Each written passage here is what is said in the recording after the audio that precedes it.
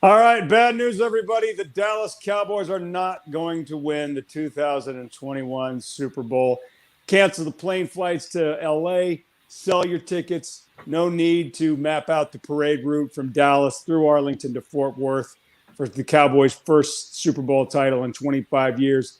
That's how depressing the Cowboys' loss to the Kansas City Chiefs on Sunday at Arrowhead Stadium was. For Dallas Cowboys Overtime here on StarTelegram.com, I am Fort Worth Star Telegram sports columnist Mac Engel, and that is the overdressed gentleman, Mr. Clarence E. Chill Hill. Clarence, you and I were in Kansas City yesterday for the Snore Fest. Cowboys lose 19-9. As bad and as ugly as the Cowboys' loss was to the Broncos a couple of weeks ago at home was, I got to tell you, I think this one was worse. Their offense was trash. Yeah, I think it was worse just because of the stage and the stakes. And Mike McCarthy said last week that this was a measuring stick game. This is a game you'll look back on and decide if this was important to your season. You want to be a good team. You want to be a Super Bowl contender. You need to decide you measure up against those type of teams. You have to win those type of games on the road. And we're talking about a Chiefs team that was not hitting on all cylinders. This was not the Chiefs teams of the past couple of years. Yeah, they're still good. Still got Patrick Mahomes. Still got a pretty good defensive tackle there to get to the quarterback. Still got Tyreek Hill, but they're not world beaters this year. And the way the Cowboys defense handled them, this was a game that could have been won. I mean, Patrick Mahomes did not throw a touchdown pass. He had his fourth worst quarterback rating of his career in this game. They weren't great on offense. It was their defense that killed the Cowboys offense, and the Cowboys offense was supposed to be the strength of this team. It was the weak link in that game. They were terrible. 3 field goals. Down. 3 field goals. That's all they got. 3 Greg Zuerlein field goals. That's all they got. Now, they had a shot or two. Dak Prescott threw an interception to CeeDee Lamb near the end of the first half. That was a bad pass. I mean, CeeDee was well covered. But there's a whole lot of excuses why the Cowboys offense wasn't very good. Let's start with an offensive line that still doesn't have its starting left tackle and Tyron Smith. He's out because of injury. They've reshuffled some other guys. They were out without their top wide receiver and Amari Cooper, who flunked a COVID test. He is not vaccinated. That's a different topic. But Dak Prescott was bad on Sunday. And, he's a guy that 2 weeks ago I said, I think we need to start having a conversation that Dak Prescott has evolved and matured beyond where Tony Romo was. And that was a game where I thought he would be better, and he was bad. His receivers didn't help him. Cedric Wilson didn't make plays. Michael Gallup didn't look like a guy who was going to get good money as a free agent. But Dak Prescott wasn't very good. He was 28 of 43, 216 yards, and he barely got to 216 because of some garbage stats there in the fourth quarter, and he threw 2 interceptions. Clarence, this is the second time in the last 3 games where the offense, and specifically the quarterback, has not been sharp. Are you concerned? I got to tell you, I am. Are you concerned about it? Well, I mean, it's a concern because, they have legitimate reasons why the offense didn't do good. The offensive line did not give him any time. None. They were terrible. The Chiefs got 5 sacks without blitzing, just 4-man rushes. I mean, this was not a situation where they were blitzing. These were just 4-man rushes. There was, Terrence still had, didn't even get out of a stance on the sack and forced from the open game. So I think that, part of that was, had Dak rushing. You see the way they called plays. They didn't think they could block the guys. They were throwing all these 2-yard passes. Yep. He'd get it out of his hands quick. The receivers did not help him. They dropped passes. They did not step up and make plays. The receivers, couldn't get off aggressive man-to-man coverage. That's something that we saw in the Denver game. Atlanta tried to do it. It didn't work, but Kansas City went back to that. And Mike McCarthy talked about it, that, receivers weren't open. But when they were open, like on the first play of the game, Dak missed them. Yeah. Dak was not good. And the thing about it is yes, they were shorthanded, okay? Yes, they had some issues. But that's why you pay somebody $40 million, to be a difference maker for your shorthanded team. You need to elevate their play. You need to be a difference maker for them. And opportunities that he had, it was few and far between. He was not up to snuff. No, he wasn't. And you mentioned it. Patrick Mahomes did not have a good game. If you told me going into that game that Dallas, which was a 2.5-point underdog against the Chiefs, we're going to hold the Chiefs to only 19 points, right? I'm like, oh, they're in good shape. They'll win that game. And you and I both thought that they would win that game. I did not think, even though the wind was pretty stiff, but I didn't think that both passing games would just be so utterly anemic. And Micah Parsons had a great game. Mike, we could talk about Micah Parsons all game. This guy looks so good, it's ridiculous. But the Cowboys defense was pretty good. And yeah, I mean, they gave up some plays, but you're going to give up The plays. first two drives, they gave some plays early, and Yep. we like, oh, they have no answer for them. And then they settled down, and Kansas City got nothing the rest of the game. I know, They scored and we 16 kept points on their first two drives, 3 points the rest of the way. I think there were 4 punts, an interception, a fumble. I mean, the Cowboys defense did what they were supposed to do. The Cowboys offense didn't show up, and that was before CeeDee Lamb got injured. CeeDee Lamb did not make an impact in the game for the first 2 quarters. And, you know, a lot of people, including you and other people, well, he's their best receiver. He's going to surpass Amari as the number 1 receiver. No, he is he ain't this the best and he is receiver that. And he did nothing. No, he did. None of those guys got open. And when they were open, they didn't make plays. Or the few times they were open, Well, Dak you're missed throwing them. the ball to Noah Brown. He had 2 drops. I mean, There was a bad one on Cedric Wilson. You know, there was a lot of blame to go around in a game like that. Terrence Steele was again not good. You know, this was a week after they looked so good. Neither was Connor McGovern to replace. That was going to be the big move. Let's get rid of Connor Williams and then bring in Connor McGovern, and he was off. Go back to He didn't Connor have any Williams. penalty flags though, but he wasn't blocking nobody. Nope. Oh, there were some plays in there, Clarence. You and I would have done a better job. I mean, if you're going to be an NFL caliber offensive lineman, you got to do better than that. So those are all reasons why Dak didn't play well. But at the end of the day, no one cares. You know, nope. No you got to do something. You're the quarterback. You're getting the 4-year, $160 million contract. You have to be a difference maker. And if you want to be an MVP, number 1 rated passer, if you want to be at Patrick Mahomes' level, you got to come up and play better than that. Mahomes didn't have a great day, but he made enough plays and got them in the end zone. The Cowboys offense, and let's put some on the play caller too. The play calling was awful. No, he didn't, but you hit the nail on the head. The play caller didn't trust his offensive line at all. And all he was trying to do was get the ball out of his quarterback's hands before he got killed. And, you know, when you're an offensive coordinator and you don't think your guys can block it, you're not going to be able to do much. Right. And they didn't do a whole lot. When you rush forward, you can play coverage, you can play tight coverage. There was no one open because they didn't have to blitz. There was no man running free because they were blitzing. He could hit a hot receiver. They played coverage. They played physical outside on the receiver. And they could not get open. No, and you know, credit Chris Jones and Frank Clark on the Chiefs defensive line. They still look pretty good. I mean, I know those guys are getting a little bit older. Injured, you know, and you know, Frank Clark is back, and you know, they moved Chris Jones inside, and he was a terror. Oh, they couldn't deal with it. Listen, the best 2 players on the field, Micah Parsons and Chris Jones. No doubt about it. One player who wasn't on the field but would have been one of the best players had he been on it is Cowboys wide receiver Amari Cooper, who late last week, well after we did this Cowboys Overtime taping last week, failed a COVID test. And Cooper is one of the less than 10 players on the Cowboys who is unvaccinated. Now, the last time the NFL had a highly visible player go unvaccinated, and coincidentally he was going to play against Kansas City and Arrowhead, it was Aaron Rodgers. And the world, you know, it was a very divisive issue. There's a whole lot of people who said Aaron Rodgers is being selfish. And a lot of people said, no, it's his right, it's his choice, blah, blah, blah. That was a little bit different because Aaron Rodgers, as the quarterback, was asked about it in training camp, and he said, I'm vaccinated. There's no doubt about it. He insinuated he said he had the antibodies. He was immunized. He was immunized. The reason why it was a brouhaha was right. Because he misled us. He was trying to talk his way around lied. It's called the sin of omission. He lied and led people to believe he was vaccinated, and he wasn't. Right. That's and one Cooper reason why he didn't got so much attention. No, Cooper didn't do that. And Cooper missed the game. I think you and I both said it during the game. I think anybody who watched the game, the Dallas Cowboys yesterday missed Amari Cooper. He's their best receiver. We're not talking about, you know, the 52nd guy on a 53-man roster. We're talking about one of the best receivers in the game and the best receivers on that team, and he was out. And there was a handful of plays that the fill-ins, Michael Gallup specifically, didn't make that Amari Cooper probably does make. It doesn't mean they're going to win, but there's a difference. Now, I went out and said it. According to the rules set up by the NFL and agreed to by the NFL Players Association, what Amari Cooper did was selfish, which is ironic because he's probably one of the most unselfish players on the team. I asked Mike McCarthy about it. I asked Dak Prescott about it. Didn't much care for my question, by the way. But the player can be unselfish. In this particular case, especially in an NFL locker room, this is an unselfish act. Both things can be true, and I think in this case they are. Amari's not going to play on Thursday. because of the window You isn't mean going to allow him to selfish. You're come back. calling them But unselfish. Clarence, You mean selfish.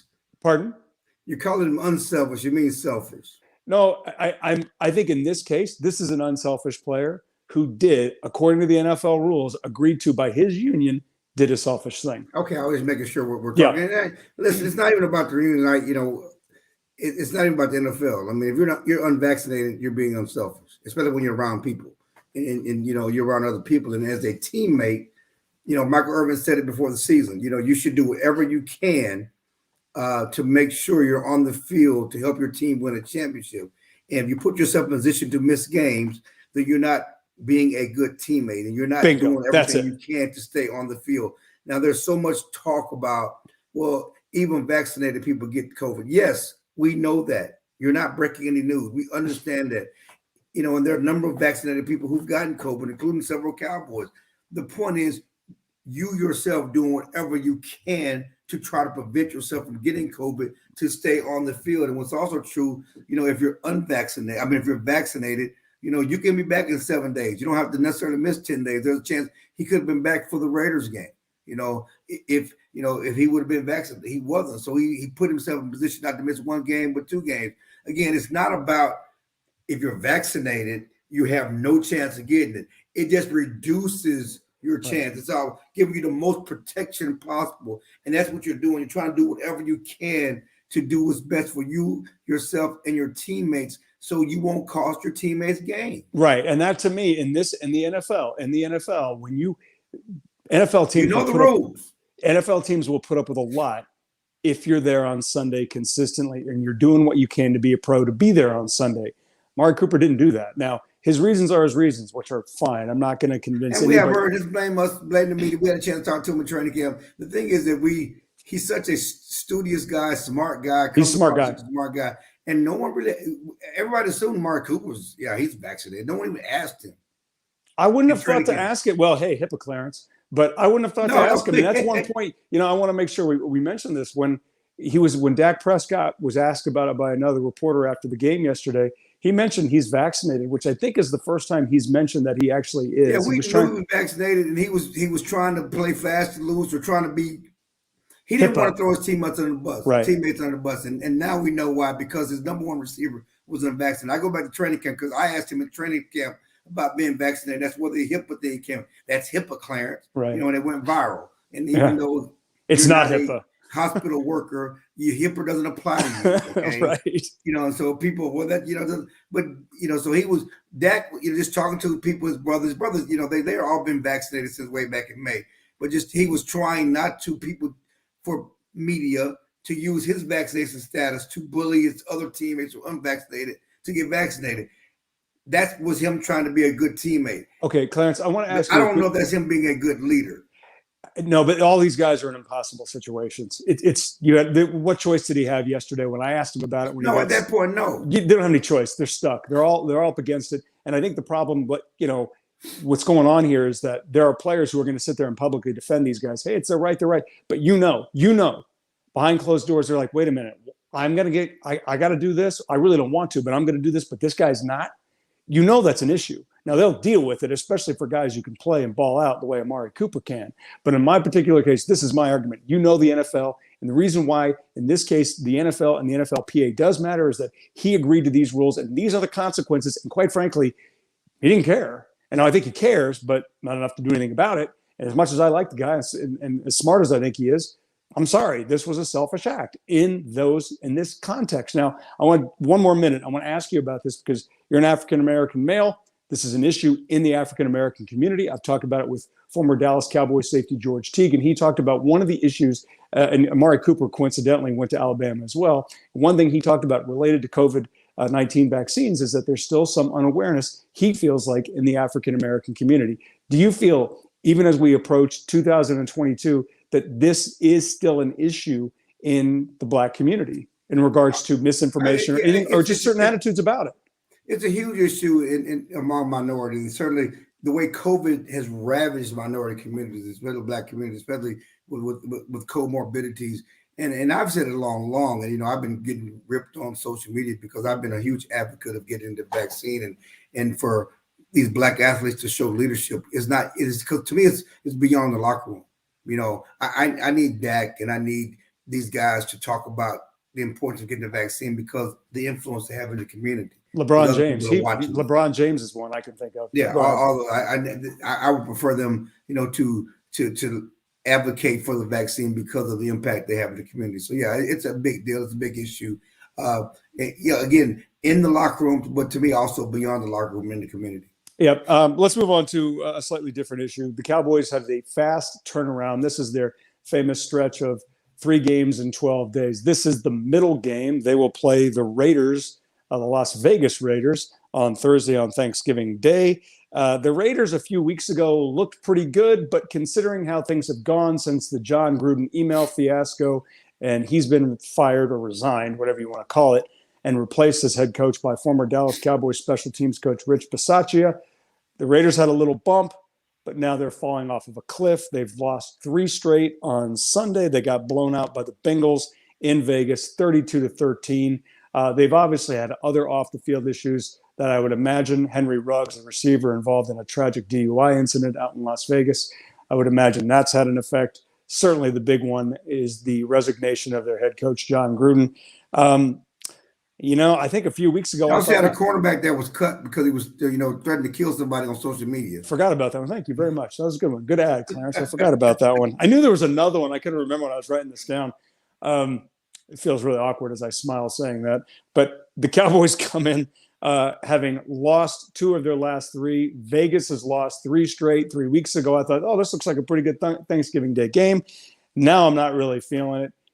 Clarence, given the fact the Raiders are struggling, the Cowboys bounce back so convincingly after its loss to Denver, are you feeling like this is a rebound game and they'll show strong? That's a rebound game, and certainly have a chance to do that. And the good news for the Cowboys looks like CeeDee Lamb will play, after suffering a concussion. That's what Stephen Jones said on the radio earlier today.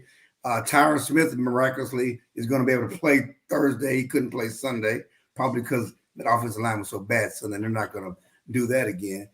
So that's good news. And Zeke is still hopping with that knee injury, but he should be good to go.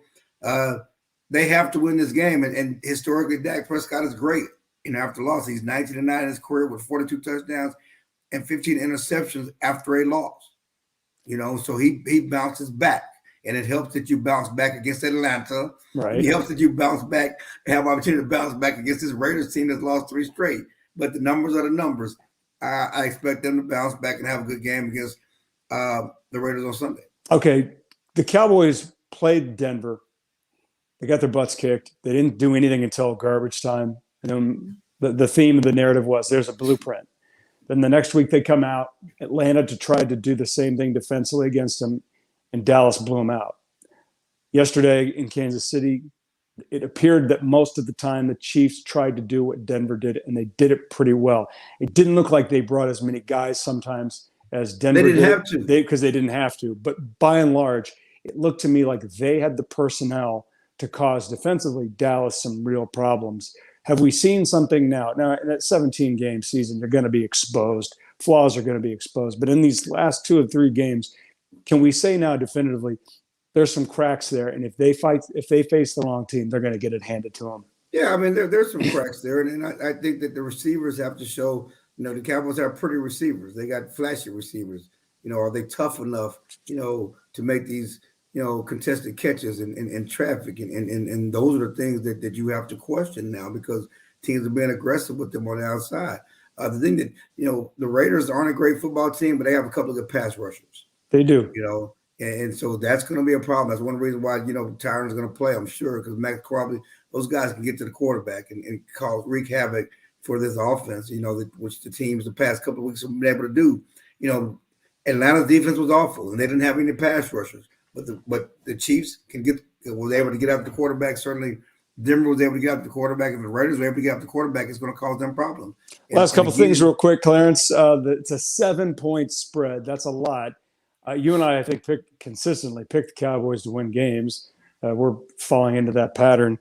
I think Dallas is going to win. I just don't think they're going to cover. What about you? Just the trend with the Cowboys is, they'll probably bounce back in a big way. But my thing from a big picture standpoint, I can't trust this team in big games against contending teams right now until they show they can win those games. Vegas is 5-5. Do you think they're a contending team? I don't. No, they're not. That's what I'm saying. I think they should come back but I'm looking big picture as this team. And I'm saying I have questions about the Cowboys, in big games, against contending teams because we're looking at the big picture. They're 7-3. They still are in a good position, but Philadelphia's coming on and they have a soft schedule down the stretch. Now the Cowboys can't let too many more of these games slip away. But the good news for the Cowboys, if there's a bright spot, the defense is continuing to play well, and they're going to get DeMarcus Lawrence and Randy Gregory back to go with Michael Parsons. And the last month of the season, this defense, should be exciting to see what they can do out there on the field. The question is, can this offense not be the weak link? Right. Barely three field goals in a cloud of dust isn't going to catch up.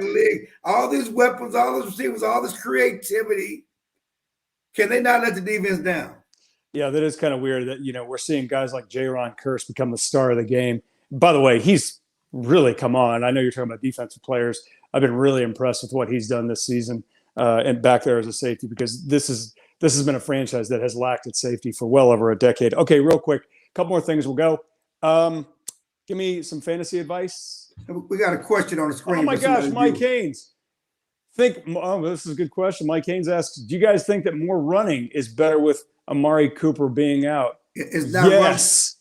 Well, it is if you can run. Right. And they couldn't run yesterday, and not with Zeke hobbled. Tony Pollard had a nice run on a trick play, but outside of that, They did not run consistently. No, so they didn't.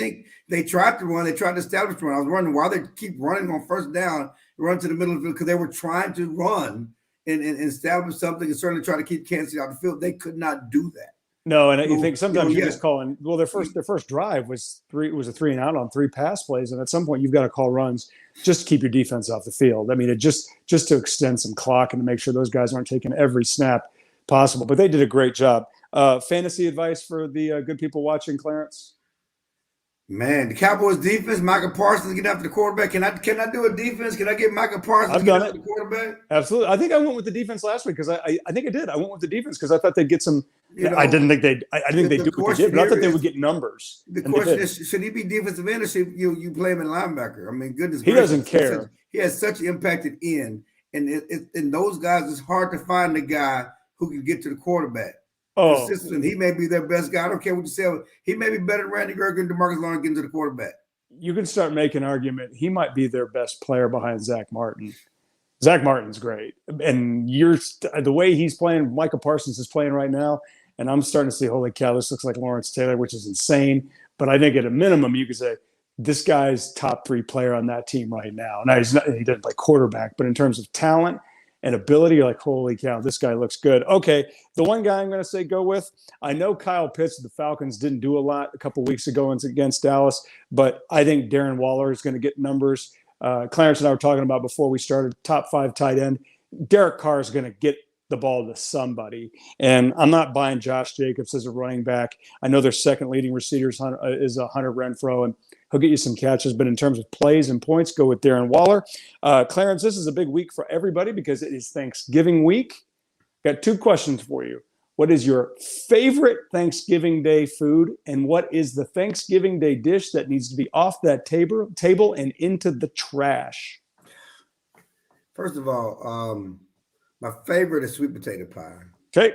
I love everything. I love everything about Thanksgiving food, so whether it's the mac and cheese or the greens or the ham or the turkey or, sweet potatoes themselves, green beans, all of that stuff. I love it. First and secondly, there's no bad Thanksgiving food. What are you talking about? That's not in my house. I don't know. I don't know whose household there's no such thing as bad thing because it's all good. I mean, it's all good Southern food. So I don't know what's bad. We have no bad dish. I've never heard of a bad dish on Thanksgiving. What's a bad dish on Thanksgiving? My favorite is the stuffing. Potato salad. You don't put potato salad on Thanksgiving. No. My favorite is the stuffing, and I don't want any white meat on my plate. I think that's for those weirdo people who try to eat healthy on Thanksgiving Day.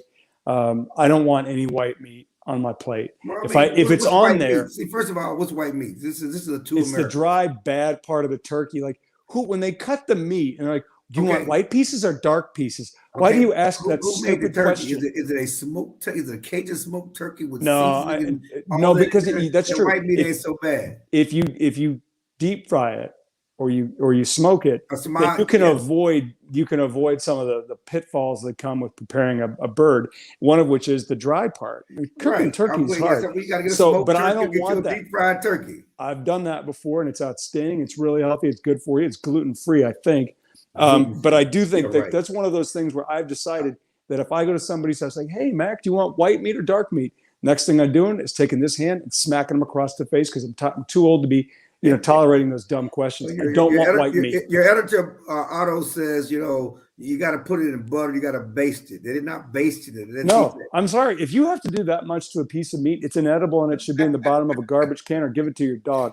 Clarence, this has been a lot of fun. Happy Thanksgiving to you and your family. Look forward to talking to you again soon here on Cowboys Overtime on StarTelegram.com. He's Mr. Clarence E. Hill Jr., and Kansas still beat Texas. Did they? Engel. And Kansas City beat the Cowboys too. So. Oh, that's true. Thanks. Texas barbecue wins. Texas barbecue wins.